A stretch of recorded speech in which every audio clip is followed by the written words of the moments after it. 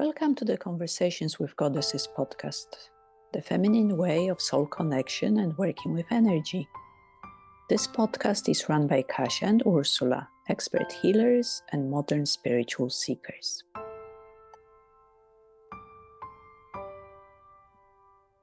Welcome to another episode of Conversations with Goddesses. This is the first of three, which we will be dedicating to the higher mind. And today we're talking about the higher mind versus the ego mind. Or maybe the opposite. Maybe it's always the ego mind that tries to go against the higher mind. Ursula, what do you think? Yes, the mind.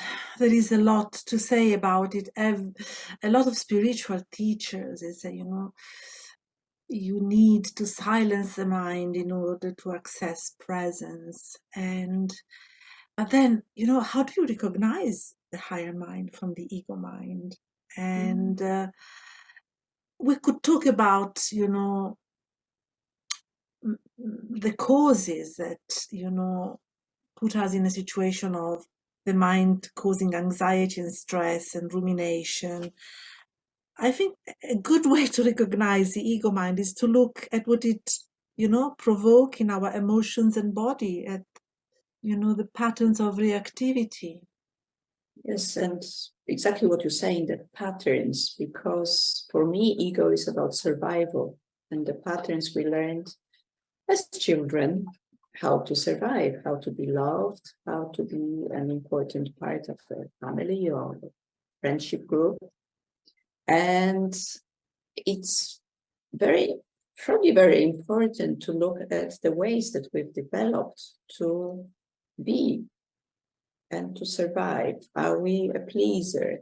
Are we a rebel? And the mind will adjust, the ego mind will adjust to make us feel safe, to make us survive. So in my case, I would be the pleaser, the joker. So everybody laughs and I'm feeling safe. And it's different for all of us. But the ego mind will try, its main goal is to be safe. The higher mind looks at everything from the higher perspective. And I think it's compassionate towards the ego mind because it sees it as it is. Yes, exactly. It's this kind of persona that we developed, and it's like it's become a cage, and we automatically go into that identity, the pleaser, the good mother, the achiever. But we don't feel very good when we do that, is it? It's not, you sort of lose that sense of presence and wonder and really being in the moment. And the ego, it's not necessarily bad. So, as you say, we need to be compassionate. So, for example, when we go in fear and the mind goes in this pattern of anxiety or rumination, repeating the same fearful thoughts, it's important to just detach and say, right, what is going on? I'm reacting to something. I am in fear or in anger or in defensiveness or in pleasing mode. There is something automatically going on and I don't feel very good. The suffering is there. And that's the symptom that you are not in the higher mind.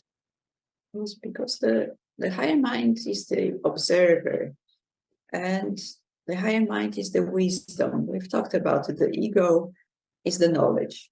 And we can all gain knowledge, learn, read books. But the wisdom is something more. Wisdom is the experience. Wisdom is the presence.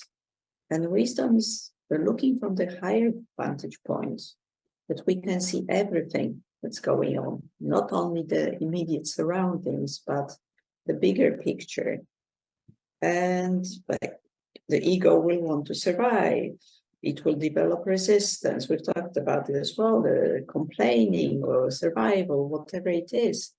And the higher mind, with its wisdom and its connection to the higher unconscious as well, will know there is more to it than what's really going on.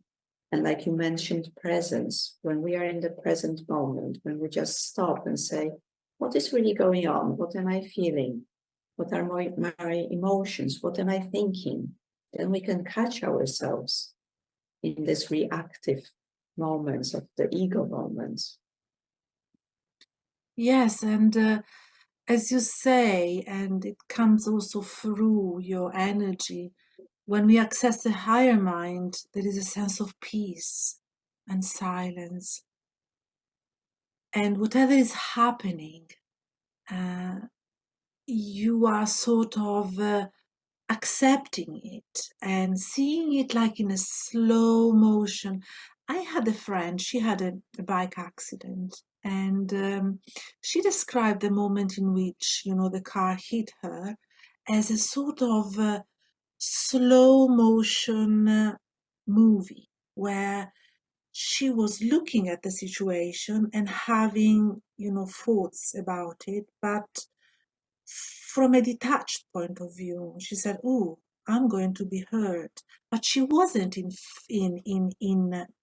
she was, and she was actually able to be more effective because she moved her body in a way that she was falling. So she was really in the present moment, looking at the situation with no reactivity, with no and I'm saying that because I know I access my higher mind when I am in that state of presence. And it's about the forms of consciousness, because ego probably has got this limited consciousness. It knows what is, it knows the experience. And the higher mind has got this expanded consciousness. It knows more. And it doesn't judge. I think for me, it's that there's no judgment. There's no good or bad. Oh, the ego is bad or negative. No, it just is. And I think this is just this isness, this being. Because everything is okay just the way it is in every moment. And then the next moment comes and the next moment comes. But I think the higher mind knows that everything's just perfect in every given moment. And from this moment of stillness, moment of perfection, we can move forward. And then the next step comes, and the next step comes, where ego will think, oh, tomorrow I have to do this, or yesterday this happened, and what am I doing? It can be much more rugged, I think. Mm. And as you said, this sense of expanded perception is very important because, for example, in the West, we think that mind is just about being analytical and logical and planning and lists of things to do, and it's never enough. And it's this kind of, analytical mind, whilst understanding of what is the best decision you can do in a certain moment, or what is a course of action, or what is that you really want, comes from a perception that is beyond the analytical mind, that you listen to your body, for example. We have a body. You listen to your feelings, and you listen to your spiritual intuition. You can take many actions. You can adopt many ways of thinking, but which is the right one. And you feel, oh, how does it feel in my body? What feelings are triggered when I think this thought? And what is a thought instead that puts me into this state of peace where I'm actually more effective because I'm calm and I can. So it's about accessing somatic intelligence, emotional intelligence, perceiving, and spiritual intelligence. We are hardwired. We have a part of our brain that is our highest, functioning brain that is sort of connected to the field of vast intelligence, so that we decide not from a cage, for the cage of our limited experience, but from the new like downloading, like, Einstein downloaded, musicians, they download, they never thought those thoughts on music, they just expanded their perception. Brain takes over, but it's really the stillness. And you're talking about connecting through the body, really feeling our emotions, our feelings. This will connect us to this higher wisdom, because then you think, well, actually, it's not that bad. Or maybe the inspiration, intuition will come and say, oh, yes. And that's why meditation can be very useful, because then we have this moment of stillness where something new can emerge. Or maybe it's about being grateful. I'm grateful for the beautiful weather, or that I have something to eat. The simplest things, our simplest needs are fulfilled. And then we open. And it's about opening more and more to what is, to our experiences, to life. Yes, it's about opening to life, and it's the more feminine way. Yes, we think logically. We're taught to think logically, achieve your goal. But this higher mind wants to inspire us, wants to give us some flow, some Yes, beauty. the logical mind achieves, and the higher mind, you receive. You make the space of silence and you receive.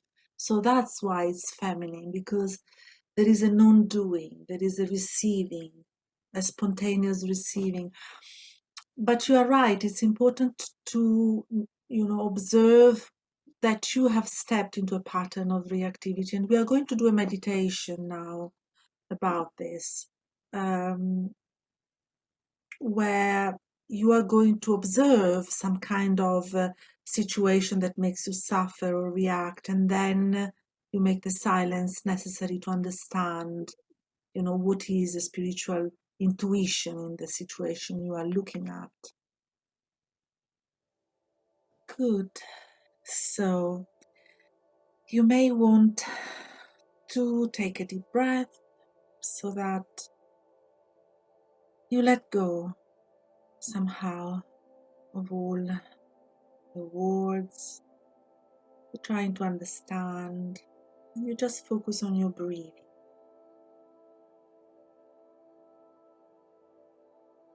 On being here now, observing the breath and making space within you. So breathing in, and on the out breath, let going of any tension, thoughts or emotion, energy with the out breath. Breathing in, long deep in breaths. Breathing out, slowing down. The breath allows you to connect to your inner space.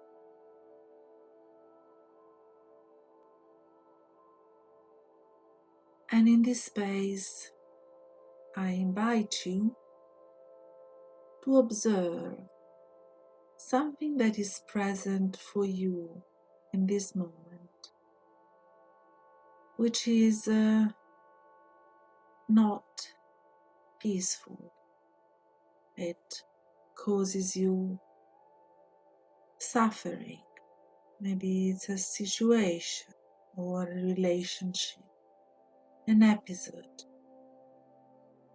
where you recall being reactive. Maybe you went into fear or anger, some kind of automatic reaction. And this caused you stress, suffering, even heartbreak.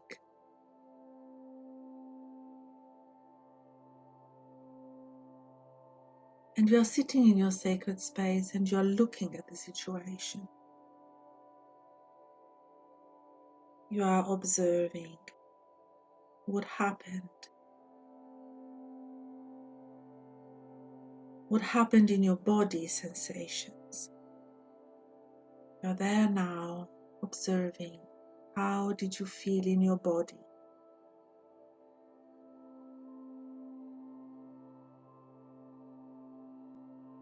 What happened in your emotions?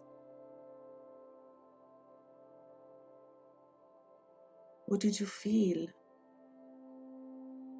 in the heat of it? Or even afterwards? How did the situation, relationship, episode make you feel? What triggered? Which emotions? And what happened in your mind, in your thoughts?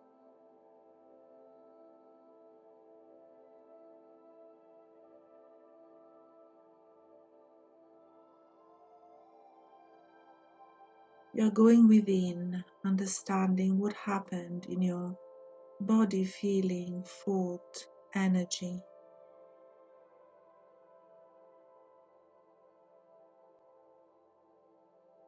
And at the same time, you are focused on staying and holding yourself.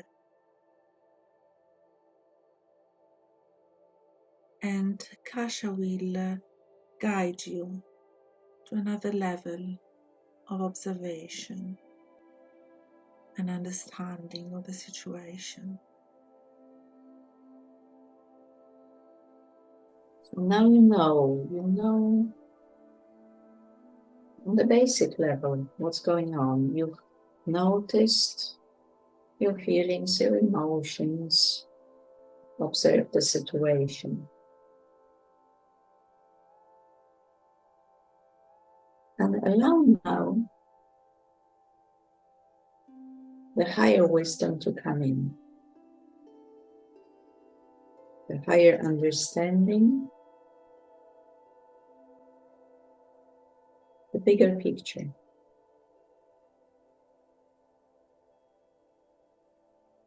Maybe it's light coming down, maybe it's energy. In whatever way you're feeling this higher wisdom coming in. Maybe it's a feeling in your body.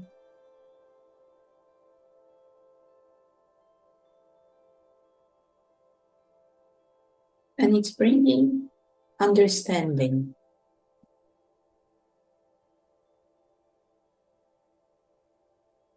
Something you haven't realized before. A new way of thinking of the situation.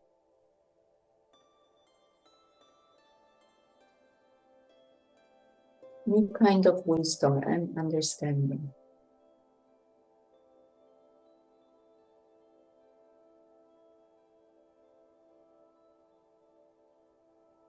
In every situation, there's always a lesson. You may learn it or not. The choice is yours.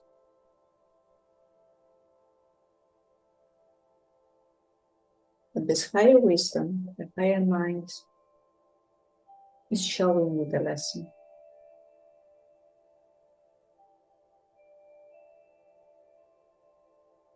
And the choice is yours. Do you want to continue suffering?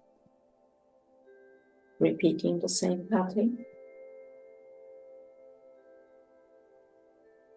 Feeling anger, fear?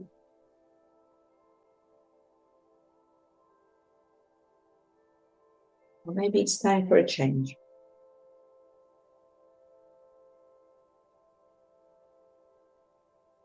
And you can achieve it thanks to this higher wisdom.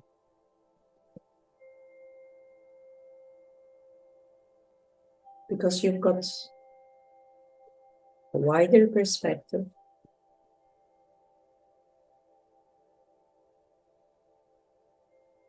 You see how things are interconnected, how things happen.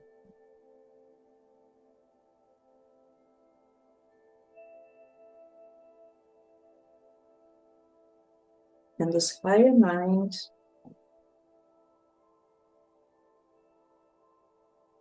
brings you wisdom. You've learned the lesson, and you're ready to move on.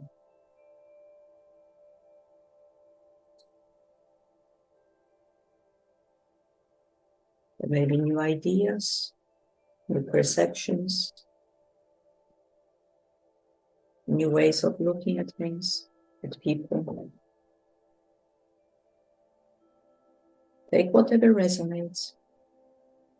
Take what feels right.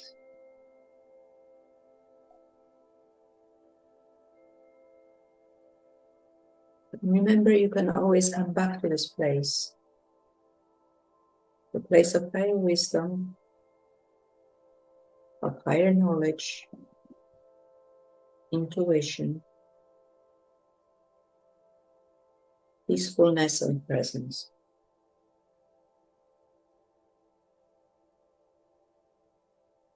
So take everything that you've learned